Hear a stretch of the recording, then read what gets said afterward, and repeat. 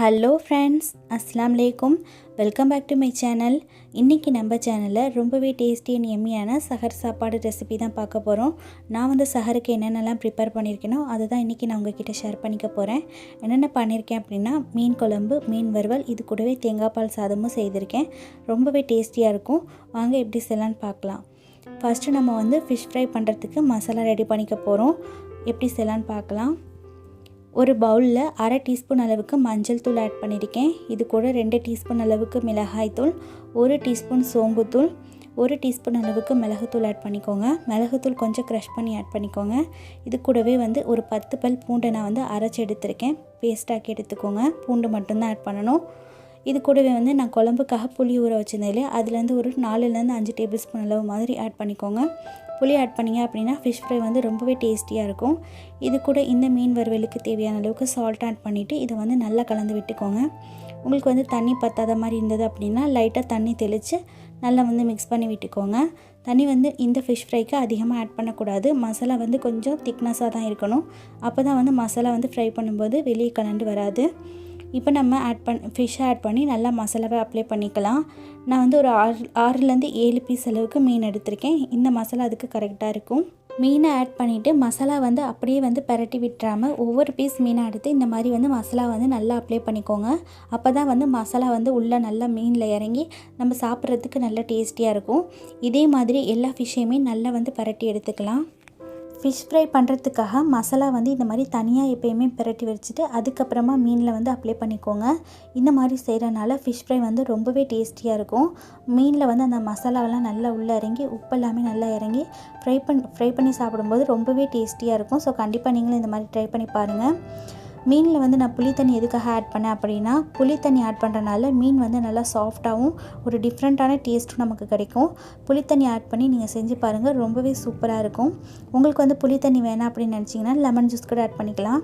இப்போ மசாலா நல்லா மீனில் அப்ளை பண்ணதுக்கப்புறமா இந்த மாதிரி நான் பாக்ஸில் ஸ்டோர் பண்ணிக்கிட்டேன். இதை நான் சஹருக்கு தான் ஃப்ரை பண்ணிக்க போகிறேன். இப்போது இதை க்ளோஸ் பண்ணிவிட்டு நம்ம ஃப்ரிட்ஜில் ஸ்டோர் பண்ணிக்கலாம். நான் மினிமம் ஒரு 3 to 4 ஹவர்ஸ் நான் ஸ்டோர் பண்ணிக்க போகிறேன். உங்களால் அவ்வளோ நேரம் ஊற வைக்க முடியாது அப்படின்னு நினச்சிங்கன்னா மினிமம் 1 ஹவராவது ஊற வச்சு அதுக்கப்புறமா ஃப்ரை பண்ணிக்கோங்க. அப்போ தான் ஃபிஷ் ஃப்ரை ரொம்பவே டேஸ்டியாக இருக்கும். இப்போது மீன் குழம்பு ரெடி பண்ணுறதுக்காக நம்ம மீனுக்கு மசாலா பரட்டணும் இல்லையா, அதே பவுல்லையே நம்ம புளிக்கரைசலையும் எடுத்துக்கலாம். இந்த மசாலா வேஸ்ட்டு பண்ணிட வேண்டாம். இந்த மசாலா சேர்த்து செய்கிறனால மீன் குழம்பு இன்னும் ரொம்பவே டேஸ்டியாக இருக்கும். இப்போ ஒரு எலுமிச்சம்பழம் சைஸை விட கொஞ்சம் அதிகமாக நான் புளிக்கரைசலை இந்த மாதிரி கரைச்சி எடுத்துக்கிட்டேன். தேவையான அளவுக்கு புளிக்கரைசலை எடுத்துக்கோங்க. இப்போ இது கூட 2 டீஸ்பூன் அளவுக்கு மல்லித்தூள், அரை டீஸ்பூன் மஞ்சள் தூள், அரை டீஸ்பூன் மிளகாய் தூள் ஆட் பண்ணிக்கலாம்.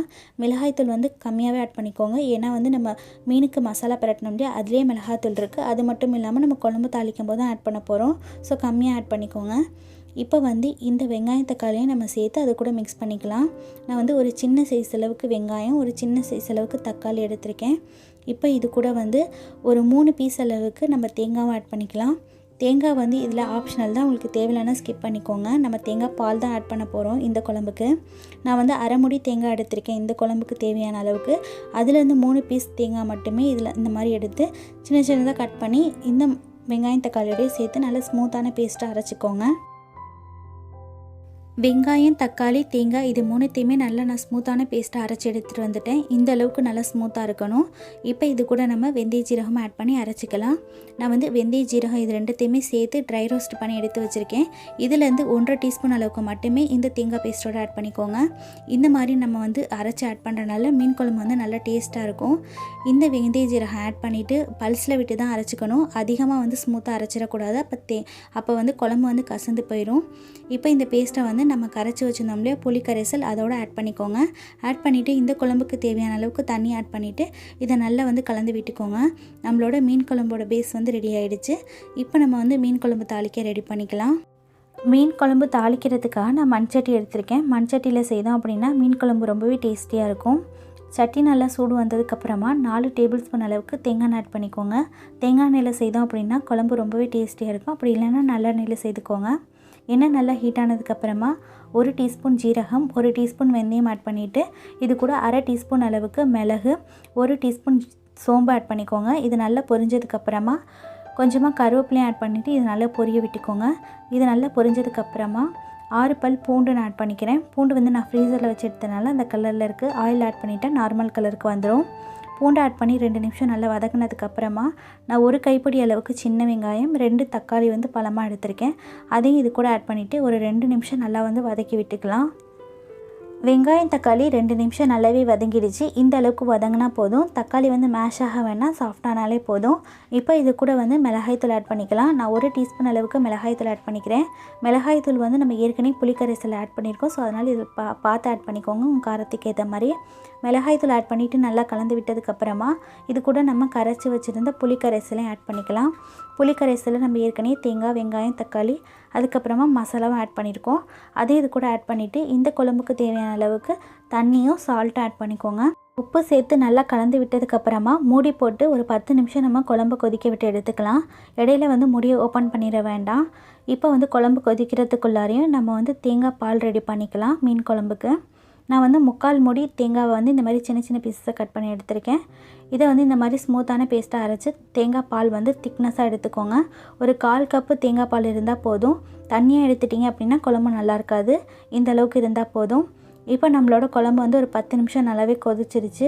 பாருங்கள், மேலே எண்ணெய்லாம் நல்லா பிரிஞ்சு வந்திருக்கு. இப்போ குழம்பு நல்லாவே ரெடி ஆயிடுச்சுன்னு அர்த்தம். அதாவது மசாலாவோட பச்சை வாடை குழம்புல போகணும். அது வரைக்கும் கொதிக்க விட்டு எடுத்துக்கிட்டால் போதும். இப்போ இது கூட நம்ம கட் பண்ணி வச்சுருக்க மாங்காவே ஆட் பண்ணிக்கலாம். நான் 2 மீடியம் சைஸ் அளவுக்கு மாங்காவை கட் பண்ணி ஆட் பண்ணிக்கிறேன்.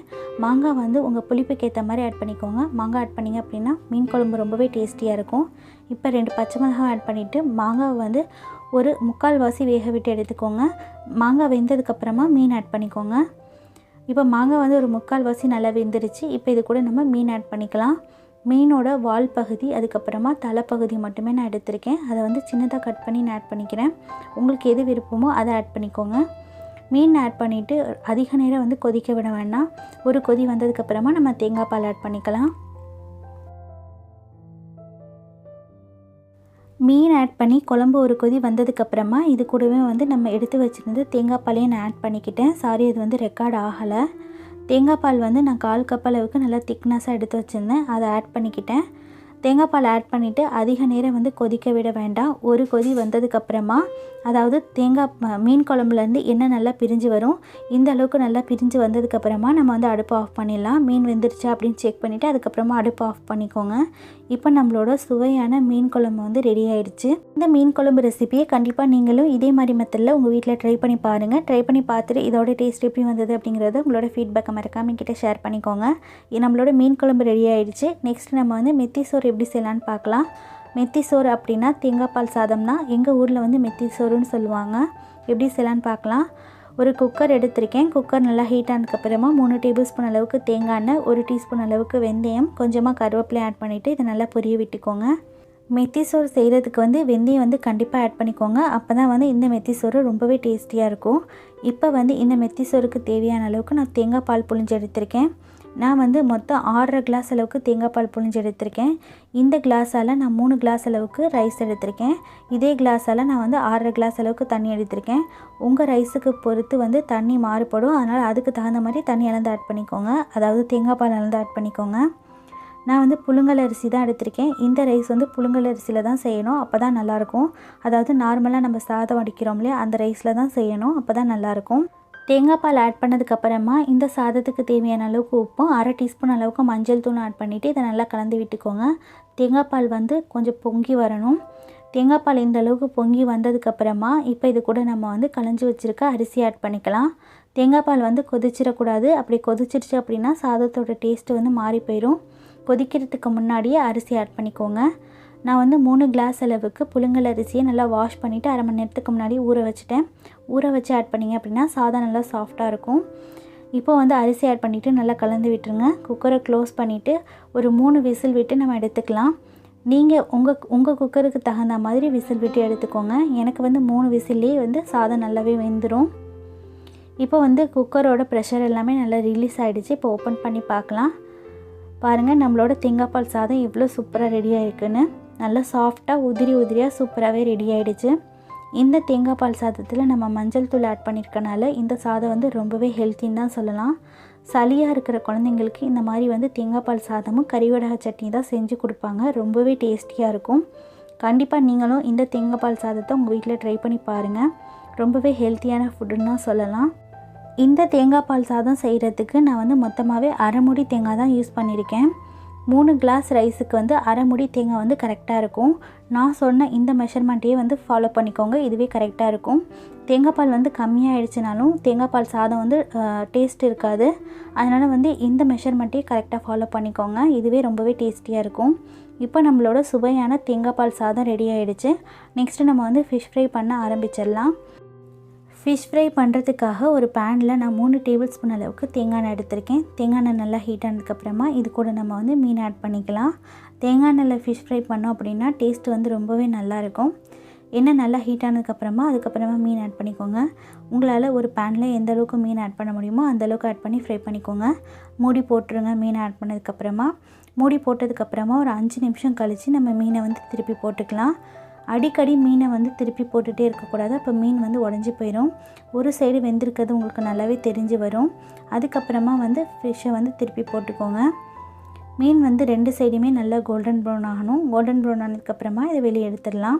மறுபடியும் வந்து க்ளோஸ் பண்ணிடுங்க மூடி வச்சு.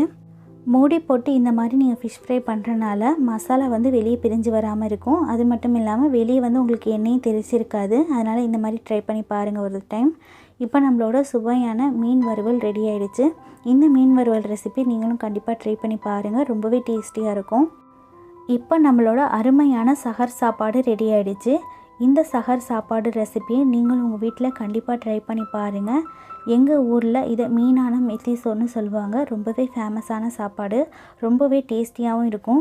கண்டிப்பாக நீங்களும் உங்கள் வீட்டில் ட்ரை பண்ணி பார்த்துட்டு இந்த சஹர் சாப்பாடு ரெசிபி டேஸ்ட் எப்படி வந்தது அப்படிங்கிறத உங்களோட ஃபீட்பேக்கை மறக்காமல் என்கிட்ட கமெண்ட்ஸில் ஷேர் பண்ணிக்கோங்க.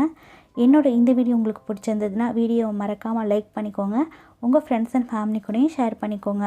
என்னோட சேனலை இதான் நீங்கள் ஃபஸ்ட் டைம் பார்க்குறீங்க அப்படின்னா மறக்காமல் சேனலை சப்ஸ்கிரைப் பண்ணிக்கோங்க. பக்கத்துலேயே ஒரு நோட்டிஃபிகேஷன் பெல் வரும், அதையும் கிளிக் பண்ணிவிட்டு ஆளுங்கிற பட்டனை வந்து செலக்ட் பண்ணிக்கோங்க.